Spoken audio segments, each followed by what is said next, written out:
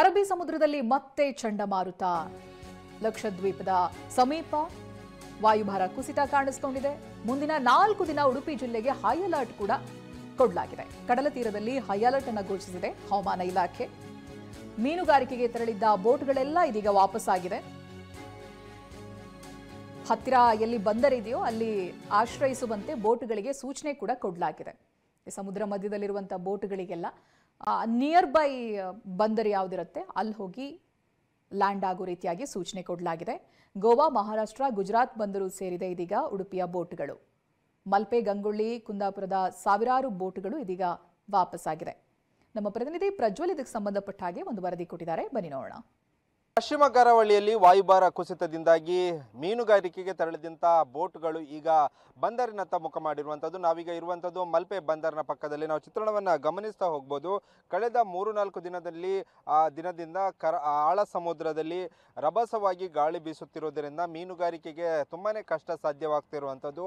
ಆ ಹಿನ್ನೆಲೆಯಲ್ಲಿ ಆಳ ಸಮುದ್ರಕ್ಕೆ ಹೋದ ಬೋಟುಗಳು ಈಗ ಬಂದರಿನ ಕಡೆ ಮುಖ ಮಾಡ್ತಿರುವಂಥದ್ದು. ಅಂದರೆ ಯಾವುದು ಪಕ್ಕದಲ್ಲಿ ಯಾವುದು ಮೀನುಗಾರಿಕೆಗೆ ತೆರಳಿದ ಸಂದರ್ಭದಲ್ಲಿ ಯಾವುದು ಪಕ್ಕದ ಬಂದರು ಯಾವುದಿದೆ ಅಲ್ಲಿಗೆ ಬೋಟ್ಗಳು ತೆರಳಿ ಈಗ ಲಂಗರ್ ಹಾಕಿರುವಂಥ ಚಿತ್ರಣವನ್ನು ಗಮನಿಸಬಹುದು. ಇದು ಮಲ್ಪೆ ಚಿತ್ರಣವಾದರೆ ಕಾರವಾರ ಸೇರಿದಂತೆ ಬಡ್ಕಳ, ಅದೇ ರೀತಿ ಗಂಗೊಳ್ಳಿ ಭಾಗದಲ್ಲಿ ಕೂಡ ಸಾಕಷ್ಟು ಬೋಟ್ಗಳು ಬಂದರಿನತ್ತ ಮುಖ ಮಾಡಿರುವಂಥದ್ದು. ಯಾಕಂದರೆ ರಭಸವಾಗಿ ದಕ್ಷಿಣದಿಂದ ಉತ್ತರಕ್ಕೆ ರಭಸವಾಗಿ ಗಾಳಿ ಬೀಸುತ್ತಿರೋದ್ರಿಂದ ಮೀನುಗಾರಿಕೆ ಅಥವಾ ಬಲೆ ಹಾಕಲಿಕ್ಕೆ ತುಂಬಾ ಕಷ್ಟ ಸಾಧ್ಯವಾಗ್ತಿರುವಂಥದ್ದು. ಮತ್ತು ಬೋಟ್ಗಳನ್ನು ಆಳ ಸಮುದ್ರದಲ್ಲಿ ಲಂಗರ್ ಹಾಕಲಿಕ್ಕೆ ಕೂಡ ತುಂಬಾ ಕಷ್ಟ ಸಾಧ್ಯ ಆಗುತ್ತಿರೋದ್ರಿಂದ ಮತ್ತು ಹವಾಮಾನ ಇಲಾಖೆ ಕೂಡ ಎಚ್ಚರಿಕೆ ಕೊಟ್ಟಿರೋದ್ರಿಂದ ಇನ್ನು ಕಳೆದ 48 ಗಂಟೆಯಲ್ಲಿ ಸಾಕಷ್ಟು ಮಳೆ ಮತ್ತು ಗಾಳಿ ಬೀಸುವ ಸಾಧ್ಯತೆ ಇರೋದ್ರಿಂದ ಎಲ್ಲ ಬೋಟ್ಗಳು ಬಂದರಿನತ್ತ ಮುಖ ಮಾಡ್ತಿರುವಂಥದ್ದು ನಾವು ಚಿತ್ರಣವನ್ನು ಗಮನಿಸಬಹುದು. ಆಳ ಸಮುದ್ರದಲ್ಲಿ ಅಂದರೆ ಸಮುದ್ರ ಮತ್ತು ನದಿ ಒಂದು ಜೋಡಣೆ ಆಗುವಂತಹ ಸ್ಥಳದಲ್ಲಿ ಬೋಟ್ಗಳು ಒಳಭಾಗಕ್ಕೆ ಬರ್ತಿರುವಂಥ ಚಿತ್ರಣವನ್ನು ಗಮನಿಸಬಹುದು. ಯಾಕಂದರೆ ಹಬ್ಬ ಮುಗಿದ ಬಳಿಕ ಅಂದರೆ ದೀಪಾವಳಿ ಹಬ್ಬ ಮುಗಿದ ಬಳಿಕ ಎಲ್ಲವೂ ಕೂಡ ಆಳ ಸಮುದ್ರಕ್ಕೆ ಅಂದರೆ ಮೀನುಗಾರಿಕೆಗೆ ತೆರಳಿತ್ತು. ಆದರೆ ಸೈಕ್ಲೋನ್ ಎಫೆಕ್ಟ್ ಅಥವಾ ವಾಯುಭಾರ ಕುಸಿತದಿಂದಾಗಿ ಮತ್ತೆ ಬಂದರಿನ ಕಡೆ ಆಳ ಸಮುದ್ರ ಬೋಟುಗಳು ಈಗ ಮುಖ ಮಾಡಿರುವಂಥದ್ದು. ಯಾಕಂದರೆ ಮೀನುಗಾರಿಕೆ ಆರಂಭ ಆದ ಸಂದರ್ಭದಲ್ಲಿ ಕೂಡ 15 ದಿನಗಳ ಕಾಲ ಒಂದು ಸೈಕ್ಲೋನ್ ಎಫೆಕ್ಟ್ನಿಂದಾಗಿ ಮೀನುಗಾರಿಕೆ ಮಾಡಲಿಕ್ಕೆ ಕಷ್ಟ ಸಾಧ್ಯವಾಗಿತ್ತು.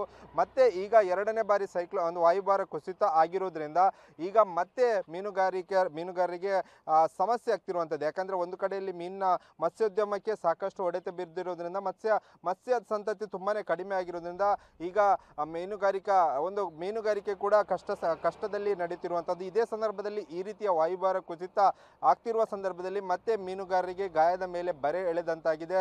ಸಾಕಷ್ಟು ಸುಮಾರು 70% ಬೋಟುಗಳು ಈಗ ಬಂದರಿಗೆ ಬಂದು ಲಂಗರ್ ಹಾಕಿರುವಂಥದ್ದು. ಕರ್ನಾಟಕ ಮೂಲದ ಬೋಟುಗಳಾಗಿರ್ಬೋದು ಮತ್ತು ಆಳ ಸಮುದ್ರದಲ್ಲಿ ತಮಿಳುನಾಡು ಮೂಲದ ಬೋಟುಗಳು ಏನು ಮೀನುಗಾರಿಕೆ ಮಾಡ್ತಿದೆ ಎಲ್ಲವೂ ಕೂಡ ಮಲ್ಪೆ ಬಂದರಿನಲ್ಲಿ ಬಂದು ಲಂಗರ್ ಹಾಕಿರುವಂಥದ್ದು. ಇನ್ನು 48 ಗಂಟೆಗಳ ಕಾಲ ಒಂದು ಆಳ ಸಮುದ್ರದಲ್ಲಿ ರಭಸವಾಗಿ ಗಾಳಿ ಬೀಸುತ್ತೆ ಮತ್ತು ಮಳೆ ಆಗುವ ಸಾಧ್ಯತೆ ಇರುವ ಒಂದು ಎಚ್ಚರಿಕೆಯಿಂದ ಈಗ ಸಾಕಷ್ಟು ಬೋಟ್ಗಳು ಕೂಡ ಬಂದರಿನತ್ತ ಮುಖ ಮಾಡಿರುವಂಥದ್ದು.